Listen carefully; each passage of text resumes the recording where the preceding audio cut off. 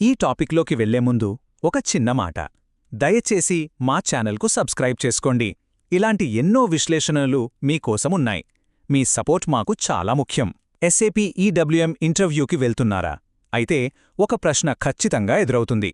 Storage type కాన్సెప్ట్ను వివరించండి. ఇది చాలా కీలకమైన ప్రశ్న. ఈరోజు దీనికొక పర్ఫెక్ట్ ఆన్సర్ ఎలా ఇవ్వాలో, ఈ కాన్సెప్ట్ను చాలా సింపుల్గా, క్లియర్గా ఎలా వివరించాలో చూద్దాం. చూడ్డానికి ఇది చాలా సింపుల్ క్వశ్చన్లా అనిపిస్తుంది కదూ? కానీ మీ EWM ఫండమెంటల్స్ ఎంత స్ట్రాంగ్గా ఉన్నాయో టెస్ట్ చేసేది మాత్రం ఈ ప్రశ్నే. సో దీనికొక క్లియర్, స్ట్రక్చర్డ్ ఆన్సర్ ఎలా ఇవ్వాలో స్టెప్ బై స్టెప్ చూద్దాం రండి. సో మన ప్రయాణం ఇలా ఉండబోతోంది. ముందుగా అసలు స్టోరేజ్ టైప్ అంటే ఏంటో చూద్దాం. ఆ తర్వాత దానికి సంబంధించిన ముఖ్యమైన కాన్ఫిగరేషన్ సెట్టింగ్స్ ఏంటో తెలుసుకుందాం.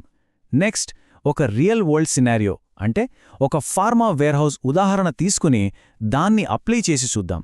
ఫైనల్గా అసలు ఈ కాన్సెప్ట్ ఎందుకంత ముఖ్యమో చర్చిద్దాం. సరే, మరి మొదలు పెడదామా? మన ఫస్ట్ సెక్షన్, అసలు స్టోరేజ్ టైప్ అంటే ఏమిటి, దీని ఫౌండేషన్ ఏంటి? ఈ కాన్సెప్ట్ చాలా ఈజీగా అర్థం కావాలంటే మీ వేర్హౌస్ని ఒక పెద్ద ఇల్లులా ఊహించుకోండి. మరి ఆ ఇంట్లో కిచెన్, గ్యారేజ్, బెడ్రూమ్ ఇలా వేర్వేరు రూమ్స్ ఉంటాయి గదా. ప్రతి రూమ్కి ఒక పర్పస్ ఉంటుంది, కొన్ని రూల్స్ ఉంటాయి. మనం కార్ని గ్యారేజ్లోనే పెడతాం, కిచెన్లో కాదు, అవునా?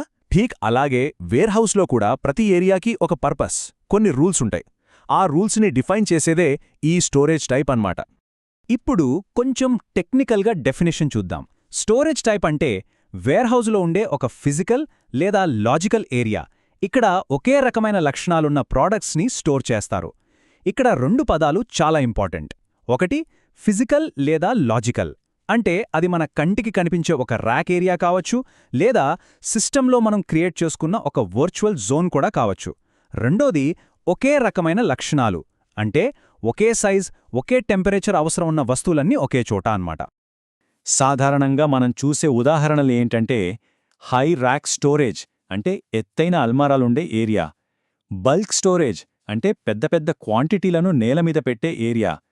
చిన్న చిన్న ఐటమ్స్ కోసం shelf storage.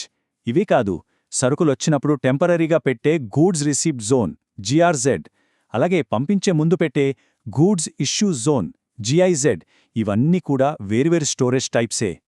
Okay, storage type అంటే ఏంటో అర్థమైంది. కానీ దానికి ఆ పవర్ ఎక్కడ్నుంచి వస్తుంది? దాని బిహేవియర్ని ఏది కంట్రోల్ చేస్తుంది? అదే మన next section, crucial configuration settings. మనం ఇందాక చెప్పుకున్న రూల్స్ అసలు ఇవే. ఈ సెట్టింగ్స్ని చూస్తే అసలు స్టోరేజ్ టైపు ఎంత పవర్ఫుల్లో అర్థమవుతుంది. ఫస్ట్ది పుటవే స్ట్రాటజీ, అంటే సరుకును ఏ ఖాళీ బిన్లో పెట్టాలో సిస్టమ్ ఆటోమేటిక్గా డిసైడ్ చేస్తుంది. తరువాత స్టాక్ రిమూవల్ స్ట్రాటజీ, అంటే ఫస్ట్ ఇన్ ఫస్ట్ అవుట్ లాగా ఏ సరుకును ముందు తీయాలో ఇది చెప్తుంది. దీనివల్ల పాత స్టాక్ ఉండిపోదు. నెక్స్ట్ బిన్ టైప్ మరియు SUT, అంటే స్టోరేజ్ యూనిట్ టైప్. సింపుల్గా చెప్పాలంటే పెద్ద ప్యాలెట్ చిన్న బిన్లోకి వెళ్లకుండా ఇది ఆపుతుంది. అలాగే కెపాసిటీ చెక్, ఇది ప్రతి బిన్లో ఎంత స్పేస్ ఉందో లెక్కించి ఓవర్లోడ్ అవ్వకుండా చూస్తుంది. ఇక ఫైనల్గా మిక్స్డ్ స్టోరేజ్ రూల్స్, అంటే ఒకే బిన్లో ఫుడ్ ఐటమ్స్, కెమికల్స్ కలవకుండా చూసుకోవడం అన్నమాట. చూసారా, ఇవన్నీ కలిస్తేనే వేర్హౌస్ స్మార్ట్గా పనిచేస్తుంది. సరే, థీరీ బాగానే ఉంది. మరి ఇదంతా రియల్ లైఫ్లో ఎలా పనిచేస్తుంది? దాన్ని అర్థం చేసుకోవడానికి మనం ఇప్పుడు ఒక ఫార్మస్యూటికల్ వేర్హౌస్కి వెళ్దాం. ఇది చాలా ఇంట్రెస్టింగ్ సినారియో. ఫార్మా వేర్హౌస్ అంటే మామూలు విషయం కాదు. ఇక్కడ ఎన్నో రకాల ప్రొడక్ట్స్ ఉంటాయి, ఒక్కోదానికి ఒక్కో రూల్. కొన్నింటికి చల్లని వాతావరణం కావాలి, కొన్ని చాలా కాస్ట్లీ, వాటికి హై సెక్యూరిటీ కావాలి. మరి డిఫరెంట్ అవసరాలన్నింటినీ స్టోరేజ్ టైప్స్ ఎలా మేనేజ్ చేస్తాయో చూద్దాం. ఈ టేబుల్ చూడండి, ఎంత క్లియర్గా ఉందో. మన ఫార్మా వేర్హౌస్లో 4 డిఫరెంట్ స్టోరేజ్ టైప్స్ ఉన్నాయి. ఒకటి కోల్డ్ రూమ్, వ్యాక్సిన్ల లాంటి వాటి కోసం టెంపరేచర్ ఎప్పుడూ 2 నుంచి 8 డిగ్రీల మధ్య ఉండాలి. రెండోది యాంబియంట్ కంట్రోల్డ్, అంటే నార్మల్ రూమ్ టెంపరేచర్లో ఉండే టాబ్లెట్స్ లాంటివి ఇక్కడ పెడతారు. మూడోది హై వాల్యూ వాల్ట్, చాలా కాస్ట్లీ డ్రగ్స్ కోసం హై సెక్యూరిటీతో కేవలం ఆథరైజ్డ్ పర్సన్స్కి మాత్రమే యాక్సెస్ ఉండేలా దీన్ని డిజైన్ చేస్తారు.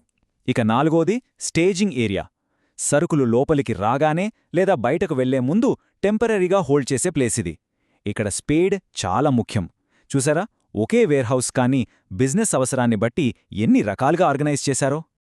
ఓకే, ఇప్పుడుదాకా మనం డెఫినిషన్, సెట్టింగ్స్, ఒక రియల్ వరల్డ్ ఎగ్జాంపుల్ చూశాం. ఇప్పుడు అన్నిటికన్నా ముఖ్యమైన పాయింట్కొచ్చాం. అసలిదంతా ఎందుకింత ముఖ్యం? The core takeaway. సో ఫైనల్గా మనం గుర్తుపెట్టుకోవాల్సిన విషయమేంటంటే, స్టోరేజ్ టైప్స్ అనేవి ఒక వేర్హౌస్ని ఆర్గనైజ్ చేయడానికి, కంట్రోల్ చేయడానికి ఉపయోగపడే ఫండమెంటల్ బిల్డింగ్ బ్లాక్స్. ఇవి లేకుండా వేర్హౌస్ ప్రాసెస్లను సమర్థవంతంగా నడపడం అసాధ్యం. ఇవి వేర్హౌస్కి ఒక బ్లూప్రింట్ లాంటివన్నమాట. ముగించే ముందు మీకోసం ఒక చిన్న ఛాలెంజ్. ఒకవేళ ఒక పెద్ద కామర్స్ ఫుల్ఫిల్మెంట్ సెంటర్కి స్టోరేజ్ టైప్స్ డిజైన్ చేయాల్సి వస్తే ఎలా చేస్తారు? అక్కడ వేల రకాల ప్రాడక్ట్స్ ఉంటాయి. ఫాస్ట్ మూవింగ్ ఐటమ్స్, పెద్ద వస్తువులు, కస్టమర్ రిటర్న్స్, వీటన్నింటికీ ఎలాంటి స్టోరేజ్ టైప్స్ క్రియేట్ చేస్తారు? దీని గురించి ఆలోచించండి. ఈ విశ్లేషణ మీకు ఉపయోగపడిందని ఆశిస్తున్నాను. ఇలాంటి మరిన్ని టాపిక్స్ కోసం మా ఛానల్ని తప్పకుండా ఫాలో అవ్వండి. ధన్యవాదాలు.